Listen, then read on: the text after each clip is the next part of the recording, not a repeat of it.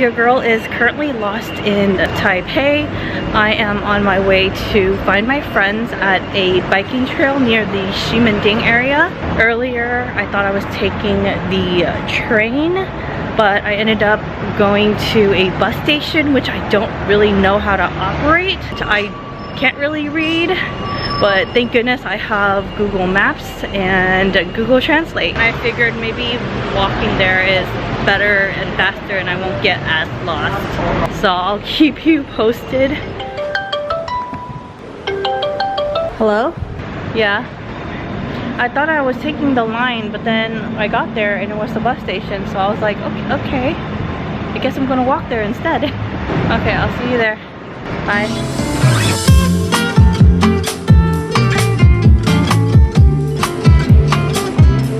The road I took was closed and they directed me into the Taipei main station, which I don't know where I'm going. Quite lost. I need to find my way out. Found my way out of Taipei main station and now I'm back on the road finding my way there.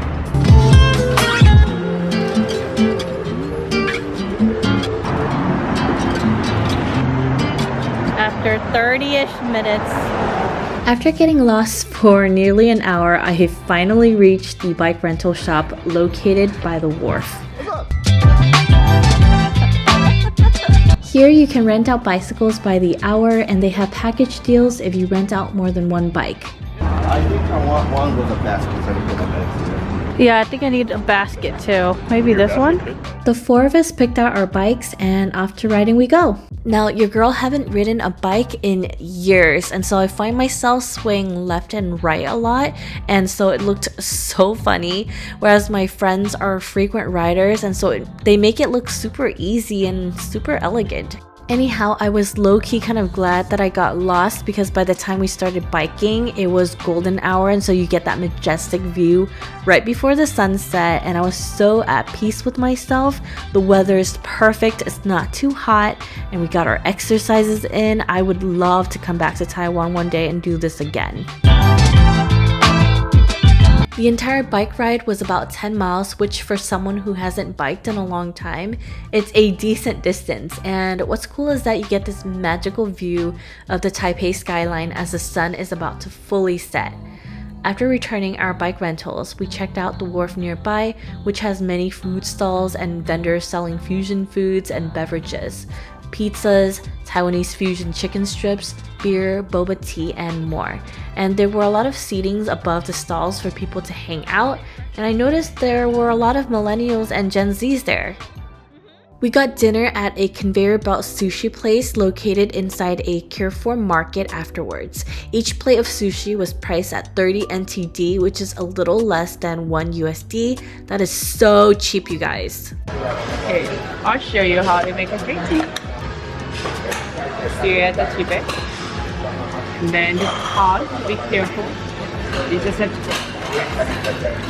to get the hot water inside. Thank you. Overall, the sushi was fresh. Surprisingly, the clam sushi was my favorite. And if you're looking for a quick and affordable meal, definitely go here. To digest our food, we began walking and found ourselves at Shilin Night Market, and the site that we started out had a lot of games and prizes, and this is mainly for kids, but we're pretty much kids, so yeah, we really like this part. And tell me why this man brought his pet pig to the night market. It was such a weird sight. Anyhow, we continued into the night market towards the food area, and at some point we realized it was so crowded with people. I felt like I was being washed away by the sea of people, especially because your girl is a small person. And because I was struggling, I wasn't able to get as many food footages as I would like, but thankfully one of my friends was also filming, so I was able to use some of his footages. I'm so glad that he was able to capture what I wasn't able to. Whew. We got our friends to try some QQ balls, which are sweet potato balls, and they liked it. And another thing that we did was that we bought some stinky tofu for them to try for the first time as well, and this is their reaction.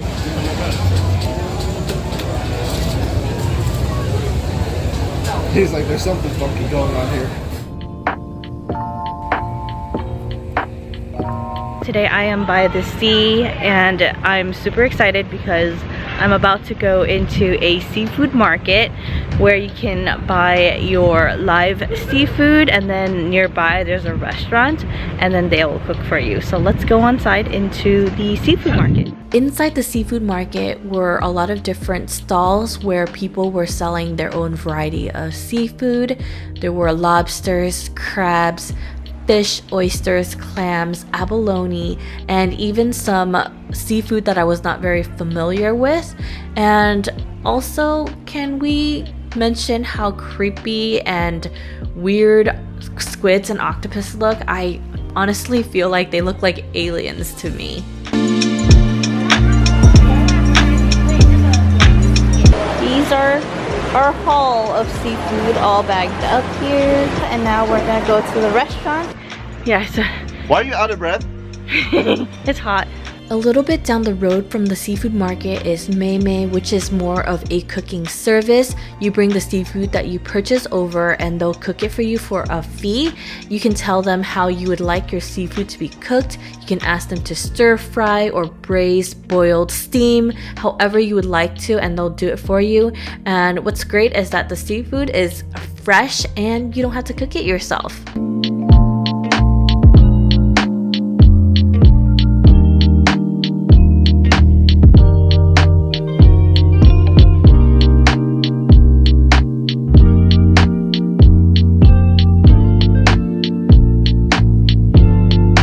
Your girl ate so much seafood, I was full for days, but I'd have to say the abalone was my favorite. It was cooked so well, the sauce was delicious. I wish I could have some right now. Ugh. Hello again everyone, I am currently wandering the streets of Taiwan. Today I am in the Zhongshan district somewhere. I'm not entirely sure where, but I've been just wandering around. Not lost today, just wandering, and I really wanted to try out some cafes. I'm right across the street from Kama Coffee, which we're currently walking there, and I've seen Kama Coffee everywhere all over Taiwan, and I really wanted to try to see what it's like.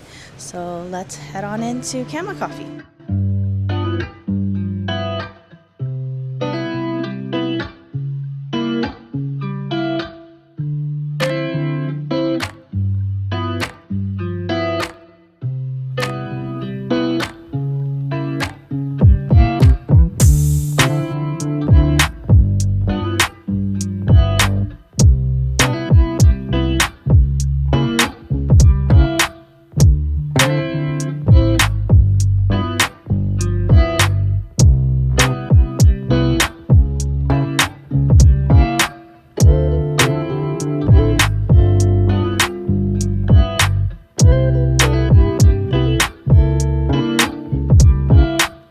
I just ordered my coffee. My coffee came really quickly. I ordered a hazelnut latte. It smells really good in here, and fortunately there isn't anyone here. It's just me and the barista. This is a large, which I'm really not surprised because the sizing in Taiwan as well as the other countries is very different. This is probably a small or regular size in the US, but here in Taiwan it's a large. Actually, this is a really good hazelnut latte.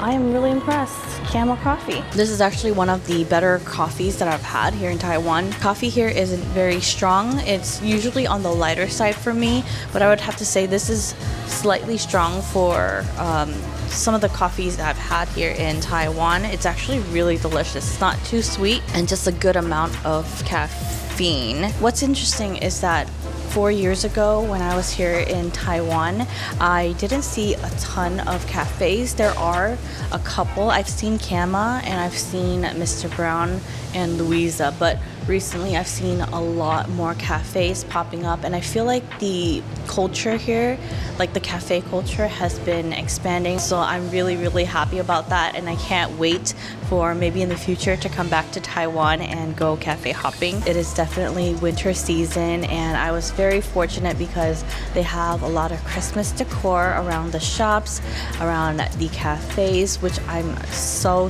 happy about. I love Christmas time. I love Christmas decor. The last time I was in Taiwan was about 4 years ago, and it was during around springtime, and so I didn't get to enjoy the Christmas decor, although there were a lot of flowers. But I would have to say coming back to Taiwan around the winter season is definitely better in terms of the weather and the Christmas decor. I'm just in a much more cheerful mood. It is a brand new day and we're here at Lady Nara, which is a restaurant and cafe. Marty and I originally came here for cafe hopping, but our family joined us last minute for a feast. And we ordered so many food and drink items. It was literally half their menu, so I wasn't able to remember everything. So I hope you guys enjoy the food shots here.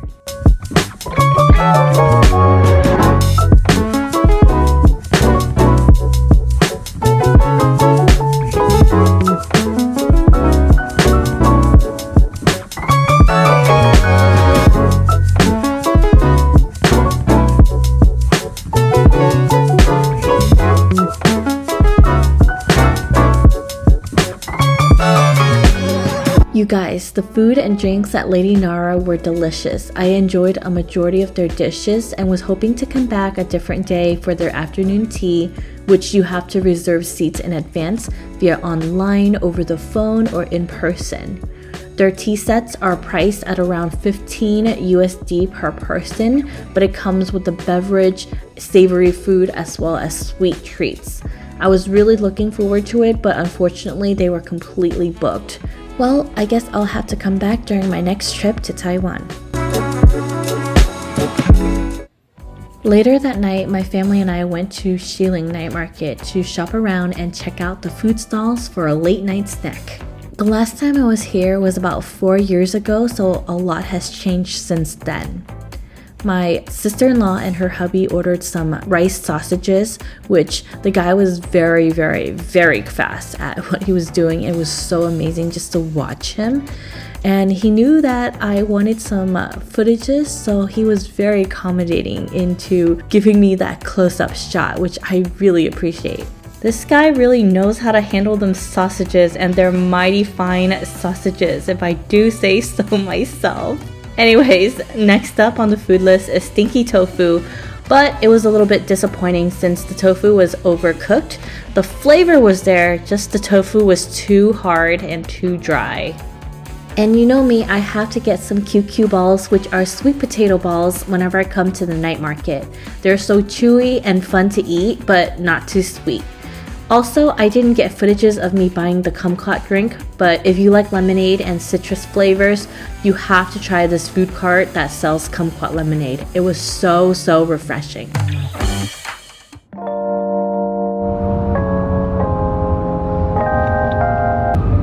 Allergic reaction. 谢谢。 We're here. After some photos, we're gonna go across the street and go up Taipei 101. And here we are at Taipei 101, which I've been waiting a really long time to go up to the observatory. The ticketing counter is on the 5th floor, so you have to take the elevator up. Now, you can purchase tickets at the desk or at the kiosk, which is much quicker. Once we got to the line to go up the observatory, I noticed that there was this beautiful arrangement of flowers, and although that they were fake, I still enjoyed them anyways because they were so beautiful and I loved walking through it. It made me so happy, and I'm not sure if it's like a limited time thing or if it's always gonna be there, but I hope it's always gonna be there. Once you get past the sky portal area, they take photos of you for memorabilia purposes, which you can purchase, but we opt out and continued our way to the observatory.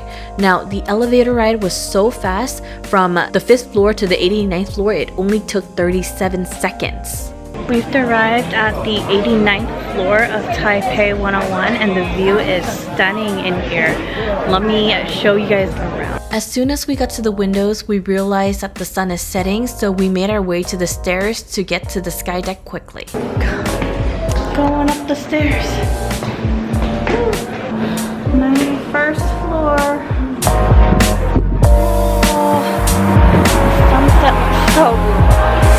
Surprisingly, when we got to the observatory sky deck, there weren't as many people as I thought, but I think that's because it was a little bit chilly and windy out.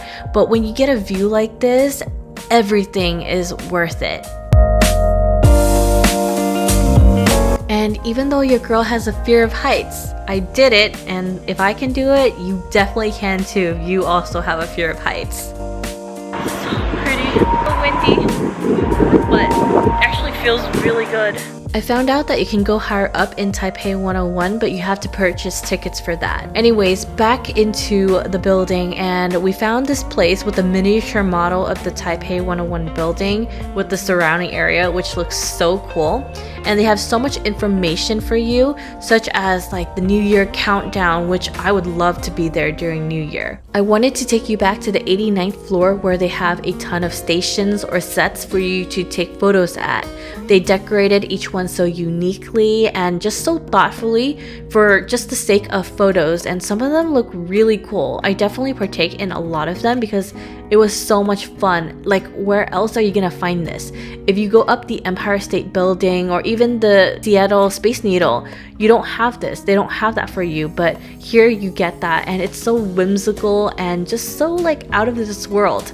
I really appreciate that they did this because it's such a fun experience, and definitely take your time if you come here. After our photo session, we went to the tune mass damper area where you can learn more about the stabilizer for the building.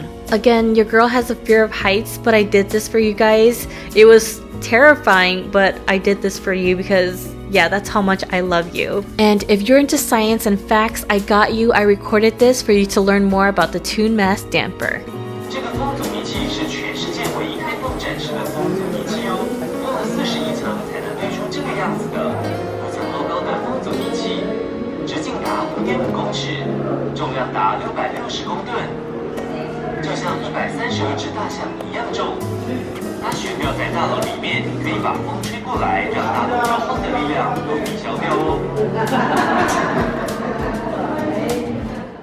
You don't know how excited I was when I found out that there is a cafe on the 89th floor of Taipei 101. Like, what?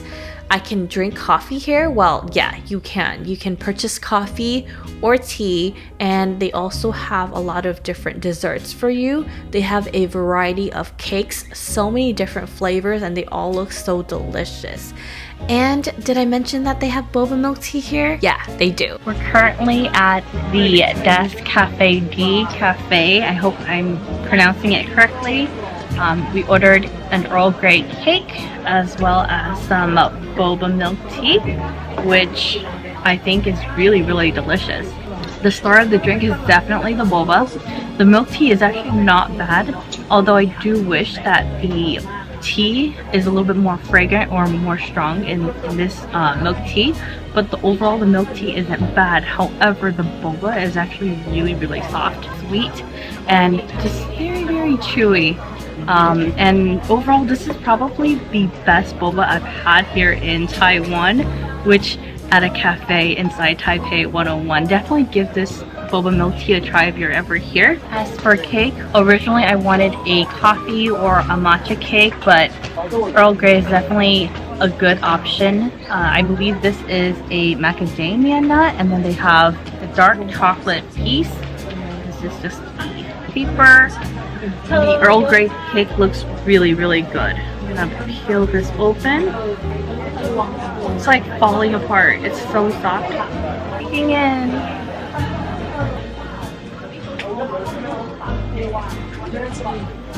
I like how nutty it is. Maybe I'm not like a connoisseur of Earl Grey. Oh, I think the top has a lot more Earl Grey taste to it. The middle portion is more nutty. I think that might be from the macadamia. And then the bottom, I believe, is like a spongy texture. If you dig from the top to the bottom, you get a full thing. Before leaving, I made sure to get a shot of the Taipei 101 view at night from up above. I hope you guys enjoyed this vlog. Thank you so much for watching, and I'll see you guys next time. Bye!